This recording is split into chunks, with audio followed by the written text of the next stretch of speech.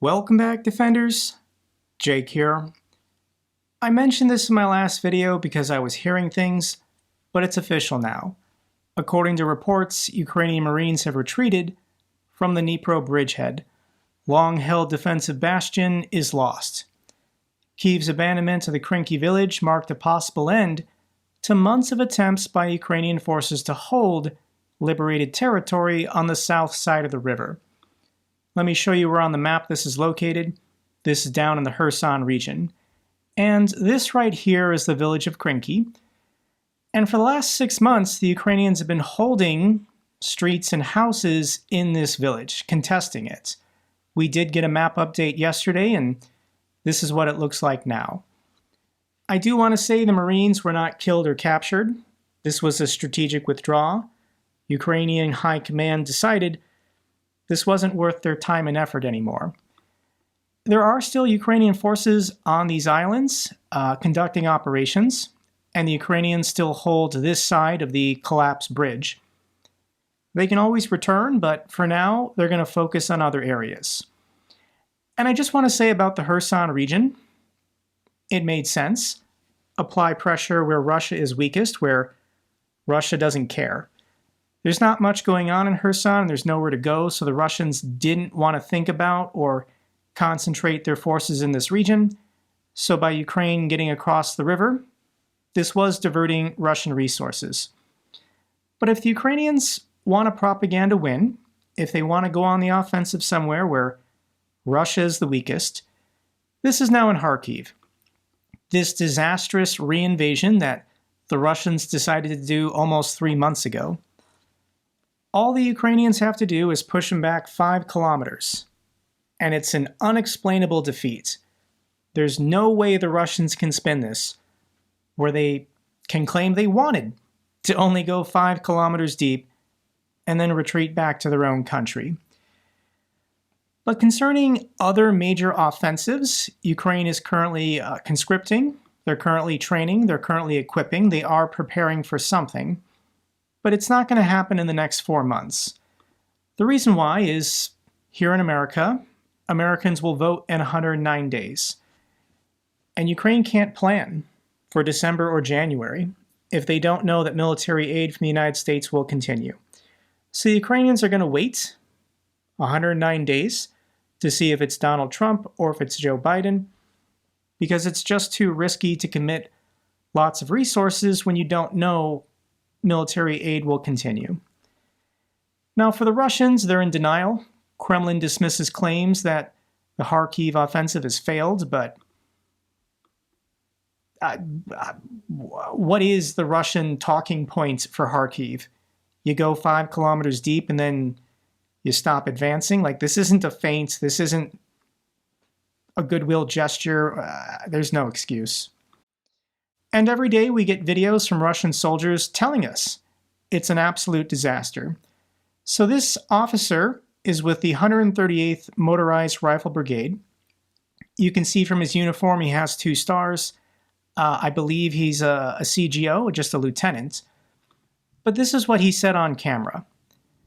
The officers came. We have enough officers. In my brigade, it turns out 200%. Well, my brigade still has 200% of the personnel officially listed. My brigade lost a load of people, already 12,000. Officially 6,000, but in reality, it's 12,000. Because there, the commander of the brigade is throwing the air assault troops and tank crewmen into combat. Wow. So how many Russian troops are in a Russian brigade? And it's between 1,500 and 8,000. So he's saying on paper, officially, his brigade is at 200% staffing because when somebody is killed or captured, they don't bother reporting it. He's saying that they've really lost 12,000, but officially on paper, they've only lost 6,000. And then in a Russian brigade, there's only supposed to be between 1,500 and 8,000. What this means is that Russian contract soldiers are coming in so fast and dying so fast, Russian bureaucracy can't keep up with the paperwork. We know they do lie about their soldiers dying, and steal their paychecks if they can. This is what Russian officers do, but it's pretty bad. Here's another video put out by injured Russian soldiers being told they're about to be sent back to the front before they've had a chance to heal or rehabilitate. I'm not even going to bother reading this one. I'll link it down below if you want to hear it for yourself. Basically, they're saying they're proud Russians and they're willing to go to Ukraine and kill Ukrainians. They just want the shrapnel out of their bodies first before they're sent back to the front. Let's get to bad news for Russia. Ukrainian air and sea drones blast Russian Coast Guard base in Crimea. It's almost every day something in Crimea is hit. Everything in Crimea, in my opinion, at this point is a valid military target. If you're a civilian in Crimea, you really should have left by now. Ukraine hits Russian S-300 air defense system in the Donetsk Oblast. This one has a pretty cool video. I'll link it down below if you want to see it, but this is a cluster munition hitting a Russian S-300 air defense system. Okay guys, this is delicious. Tanker carrying Russian oil to China, attacked by Houthis in the Red Sea. The Houthis out of Yemen are supported by Iran. Iran is Russia's military ally. And at the moment, they're just attacking any ship that goes by their coastline. And it turns out, this oil tanker, I think it was registered in Liberia. This is one of Russia's Ghost Fleet tankers, and it was carrying oil destined for China. And the Houthis blew it up. I'll link the video down below if you want to see the ship go boom. The Houthis need to be stopped, but I mean, if they want to attack some more Russian oil tankers, I wouldn't cry about that. Millions of Russians face blackouts themselves while Russia destroys Ukraine's energy system. So millions of Russians today are without power, as there are rolling black and brownouts across Russia. And the real reason is a summer heat wave. Russians that do have air conditioning are trying to use it. But I don't think the Russian government wants to admit this. They don't want to talk about abnormally high temperatures, and they don't want to talk about the incompetence of their own energy infrastructure. So how does Putin explain millions of Russians being without power? Putin warns of blackouts from uncontrolled crypto mining. Wow. Here's what Putin has to say. Uncontrolled growth in electricity consumption for cryptocurrency mining may lead to a power shortage in certain regions. And this has already been noted in these regions. The issue is actually acute and fraught with serious consequences for enterprises, housing, and public utility systems, and specific cities and settlements. So the reason why you don't have power, Russian citizens, it's not because the government is corrupt and incompetent. It's not because Ukraine is destroying all your oil refineries and oil depots. It's because of the crypto bros and all their crypto mining. Russia-North Korea football match was a pariah state derby like no other. So the North Koreans actually have a pretty good women's football team. Astonishingly, they're ranked 10th best in the world. Meanwhile, in Russia, their women's team is ranked 27th. And for fun, they held 2 exhibition matches, and the North Koreans won 3-0, and the other was a 0-0 draw. But they're trying. They're trying to make it look like everything is normal, and they still have sporting events, but yeah, I don't think this is going to satisfy the average football fan in Russia. Member of North Korean delegation reportedly drowned in Moscow. Initial reports said the deceased was the head of an elite military training delegation from Pyongyang that arrived in recent weeks following Moscow and Pyongyang's new security pact.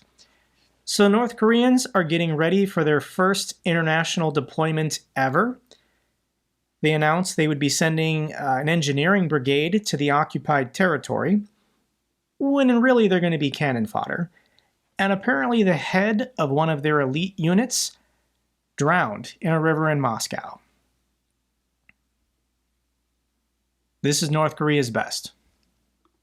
Russia demands that Google restore 200 pro-Kremlin YouTube channels. So what's happening here is the Russian government is preparing their people for the blockage of YouTube, the blockage of the world's largest streaming site. And for the last 20 years, the Russians have loved YouTube to get their message out, to get their propaganda out in every language across the world. The Russian government paid to produce tens of thousands of videos in dozens of languages to spread their propaganda and hate all over the world. And to Google and YouTube's credit, when Russia invaded Ukraine, they froze all of these channels. They didn't delete them, they froze them. And for 2.5 years, the Russians have been hoping they could get them back. That was 20 years worth of time and effort to produce all those propaganda videos. But this is the Russians giving up on Google and YouTube. So in the meantime, there's this transition period where the government in Russia is throttling the bandwidth speed. So any Russians who try to watch YouTube, the videos are slowed down. But they're also making this noise saying, look at Google, look at YouTube, they're so evil, they're blocking our channels. This is to prepare their people in September when YouTube is officially offline in Russia. Let's now talk about US politics. God help Ukraine, how JD Vance's VP nomination will cause chills in Kyiv. So I was waiting for this video from Russian Media Monitor. The Russians' reaction to Donald Trump selecting JD Vance as his VP. And this video did not disappoint. Russian state TV is giddy about JD Vance as Trump's VP. The entire clip is 8.5 minutes. I'll link it down below, but I'm going to read for you the highlights here. Vance is known as a consistent opponent of funding the Kyiv regime. More than once he has said that Washington is too preoccupied with Ukraine. Last year, Vance was one of 19 Republicans who wrote a letter to Biden demanding to stop unlimited aid to Zelensky. Before Zelensky's visit to Washington, Vance demanded the White House to acknowledge that Ukraine will have to cede its territories to Putin.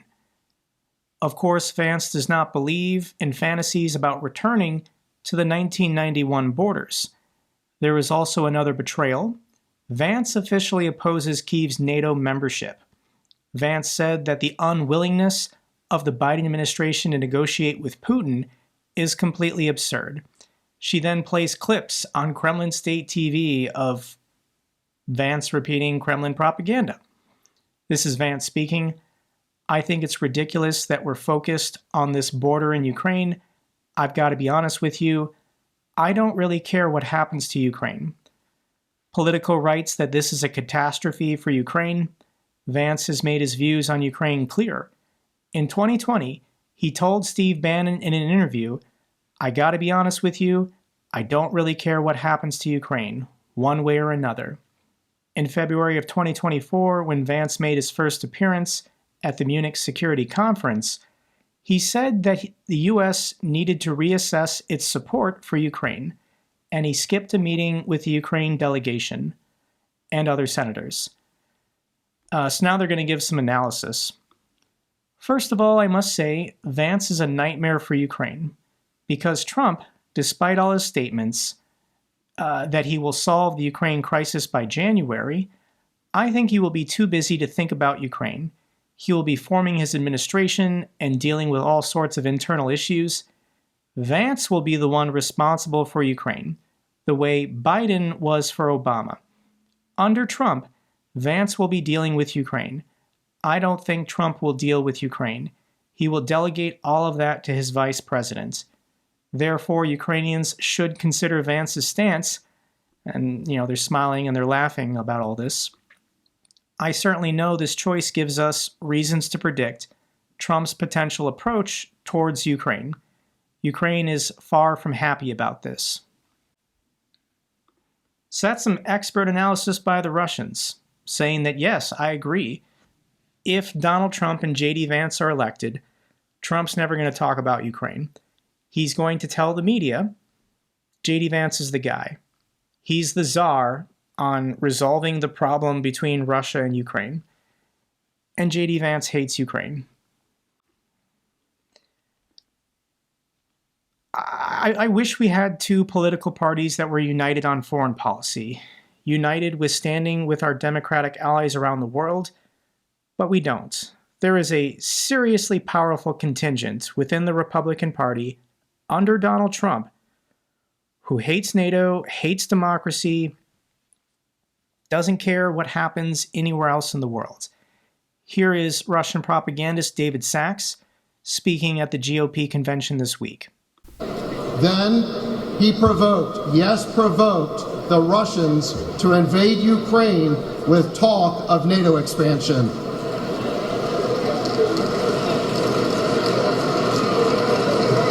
Afterward, he rejected every opportunity for peace in Ukraine, including a deal to end the war just 2 months after it broke out. So this is Russian propagandist David Sachs speaking on the floor of the Republican National Convention, stating that this war is entirely Joe Biden's fault. Joe Biden, talking about NATO expansion, forced Russia to invade Ukraine. And the Russians only want peace. 2 months into the war, the Russians were trying to get a peace deal, and Joe Biden made them stop. Joe Biden has been forcing Ukraine to fight for the last 2.5 years. When you're the guy being nominated and you approve all the speakers, and one of your speakers says this, it's a reflection of you. It's a reflection of your policies. Trump, JD Vance, David Sachs, Russia, they're all on the same team. Trump-endorsed candidate JD Vance once said Trump might be America's Hitler. I can't get over this quote from JD Vance in 2016, and I found this tweet I just wanted to share with you guys. His name is Josh McLaren, and he's the guy that leaked the texts from JD Vance because he was the one that received them. Here's what he says. I'm the guy JD Vance sent the America's Hitler text to in 2016. He was my roommate in law school. Absolutely, he's a sellout. But the bigger deal is he's angry and vindictive. The perfect fit for Trump's revenge.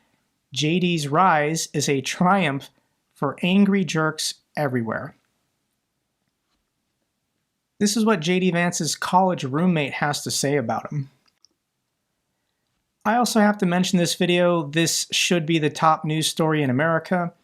But after Trump's assassination, Trump and RFK Jr., who's running as an independent, talked to each other on the phone. And somebody recorded the conversation. And from this conversation, it's obvious that they're colluding. Trump and RFK Jr. are working together. A vote for Trump or a vote for RFK Jr. is a vote for Russia. Trump is saying in this phone call, we will win. And RFK Jr. is not speaking as an opponent. RFK Jr. never attacks Trump. RFK Jr. is only trying to siphon away Democratic votes in blue states. So yeah, this is collusion, and the billionaires donating to Trump are also donating to RFK Jr. This is a concerted effort from a lot of different forces to bring down President Biden in order to help Russia win this war. And the headlines get worse as far as Trump. I'm sorry. We're forcing everyone away, Trump says on Russia sanctions. When asked if the easing of sanctions on Russia would be part of a potential peace plan, Republican presidential nominee Donald Trump said he doesn't love sanctions. Which is a lie. He loves sanctions on Iran, but for some reason he hates sanctions on Russia. So this is Trump giving a clear signal that as soon as he's elected president, not only will all military aid and cooperation to Ukraine be cut off, but he's going to tell the Treasury Department and the Justice Department, he's going to lift all sanctions that America has placed on Russia. And it gets worse, I'm sorry. But he can unfreeze frozen Russian assets in American banks. Russian money in other G7 banks will remain frozen. That's the decision of their governments. But absolutely, Trump is going to free up hundreds of billions of dollars for the Russians and then return it to them as part of a peace deal. Here's what Sir William Browder has to say about this. The $300 billion of frozen Russian central bank reserves in the West is Trump-Vance insurance if they get elected and cut off Ukraine from further U.S. military aid. Now that their intentions are explicit, the EU should get up off their rear ends and confiscate this money. So what could happen after the November election if Joe Biden loses is there will be this transition period of 2.5 months. And Joe Biden could use the Justice Department and the Treasury Department to seize the money and give it to the Europeans or give it to the Ukrainians before Trump takes office on January 20th. Because absolutely, Trump and JD Vance are going to lift all sanctions and return all money to Russia. It's bad. And it gets worse. Donald Trump suggests he would not defend Taiwan from China. For the first time in 40 years, the RNC platform had no mention of Taiwan. And Donald Trump is already signaling to President Xi that if the Chinese want to invade Taiwan, why does the United States need to get involved? Taiwan is 9,500 miles away, the former president told Bloomberg. It's 68 miles away from China. Taiwan is not some tiny island that's insignificant. It's an economic powerhouse, and it's 23 million people. Taiwan has more people than a majority of EU states. It's a huge territory. It's not its own independent sovereign country, but it has its own government. It's a democracy. And the communists in China want to destroy that democracy. I want a president and I want an America that defends democracy around the world. I acknowledge the mistakes of Iraq and Afghanistan, but to reverse, to have democracy in a place like Taiwan and just let it go away. Allow China to become stronger. Allow Russia to become stronger. We're going to continue fighting, guys. I'm not going to let it happen. Let's get to the good news for Ukraine. Japan to loan Ukraine $3.3 billion out of the $50 billion from frozen Russian assets. So this is the scheme from the G7. They're going to loan Ukraine money and then pay themselves back with the interest accumulating on frozen Russian money.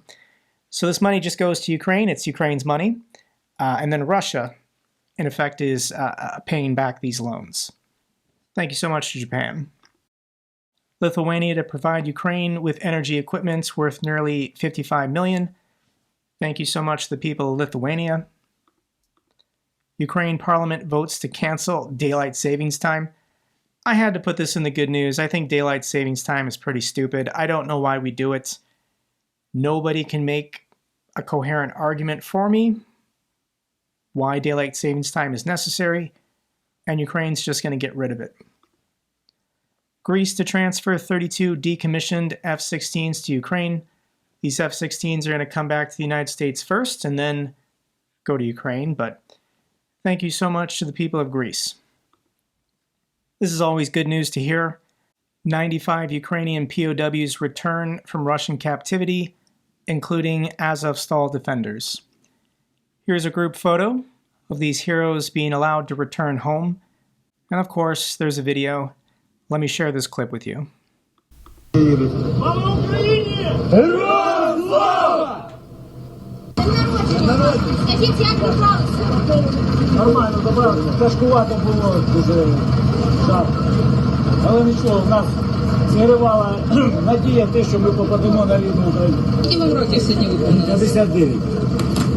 Це такий вам подарунок на день народження? До подарунка такий слід мріяти про нього. Такий не всім випадає. Так що я дуже радий, дуже вражений, дуже приємно. Дякую вам усім за увагу, за піклування. Дякую. Дякую за все. That's all for this update video. Glory to Ukraine, glory to the heroes. If you found this video informative, give me a thumbs up. Best way to support the channel. Comments and questions, let me know down below. I love hearing from you guys. Till the next video, Keep defending the truth. Keep defending democracy.